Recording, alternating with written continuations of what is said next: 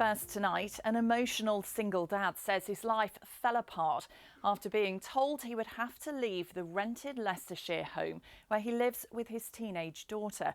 Alan was served with a no-fault eviction notice, and just a few weeks before, he'd lost his job.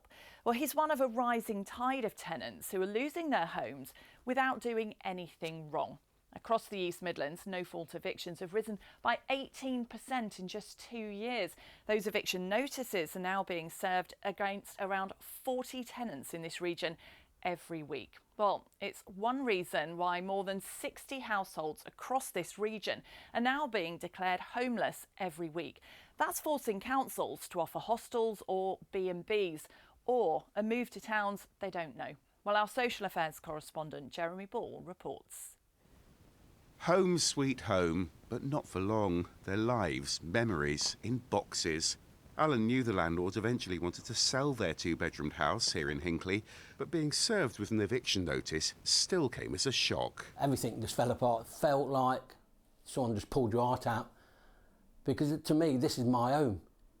The money has gone sky high at the moment for renting, and people can't afford it. People just cannot afford it. I was really sad and scared because I didn't want to leave. Stressful because I've lived in this house for ages. It's my safe place. Alan says he's been renting here for 7 years and the timing couldn't have been worse because his contract as a sports instructor had just finished. That meant he was out of work and trying to find a new tenancy within the housing benefit limit. It's too expensive, way too expensive. I have been looking because I'm at the moment on universal credits. If I haven't got a dress, I haven't got a job. So if I go to a school to work in the school, the first thing I want to know is, where do you live? It must be so tough for you. What's the worst outcome?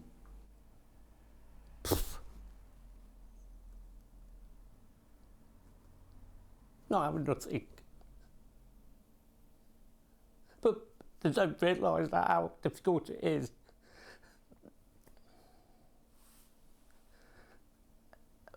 I've done everything people ask me to do.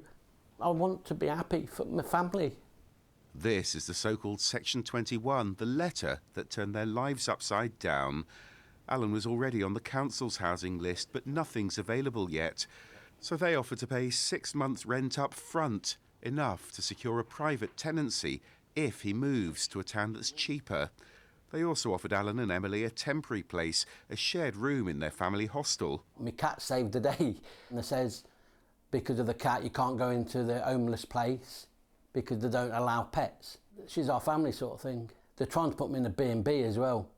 And that'd be difficult because you can't take your pets with you either. We don't know where I'll end up, so I don't know if I'll have to move schools. I might not see my friends. We want to work. I want to work. I want to earn a living for my daughter. Like I say, Christmas is not in this house this year. It don't feel like Christmas. It's the home where their heart is, but they've been told to move out in less than 4 weeks. Well, Jeremy's here in the studio with us. I mean, it's a really tough situation, isn't it? But ultimately, landlords are allowed to sell their properties, aren't they? Yeah, they are. And of course, sometimes they don't have any choice in the matter. So the new Renters' Rights Bill is trying to strike a balance on this. You know, and while the government says it's banning Section 1 evictions, landlords will still be able to sell up, but they will need to give more notice. That period is doubling to 4 months. And that's all part of a raft of plans to give tenants more protection. So why are we seeing this rise in no-fault evictions? It's down to supply and demand, essentially. There are new figures that show the cost of private tenancies rose sharply last year. Here's the increase across the East Midlands, 8.3%. Yeah, and look at this in Hinckley and Bosworth. The cost of renting privately rose by 13.6% there. Now, that's made tenancies in Hinckley much too expensive for someone like Alan, who we saw in our report there, because he's on housing benefit.